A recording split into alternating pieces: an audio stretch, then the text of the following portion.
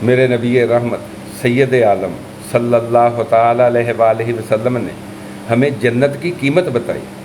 आका करीम सल्लल्लाहु अलैहि वसल्लम ने फरमाया, अगर तुम चाहते हो कि रब करीम तुम्हें जन्नत में दाखिल फरमाए तो तुमको ये दो काम करने होंगे।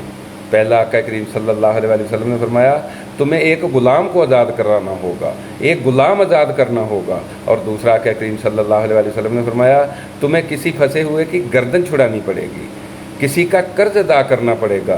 आका करीम सल्लल्लाहु अलैहि वसल्लम ने फरमाया, अगर तुम ये दो काम करने की ताकत नहीं रखते हो, कोई ग़ुलाम आज़ाद नहीं करा सकते हो या किसी फंसे हुए की गर्दन नहीं छुड़ा सकते हो, तो आका करीम सल्लल्लाहु अलैहि वसल्लम फरमाने लगे, तुम भूखे को खाना खिला देना, प्यासे को पानी पिला देना, तो इन दो अमलों के बदले रब करीम तुम्हें जन्नत अता कर देगा।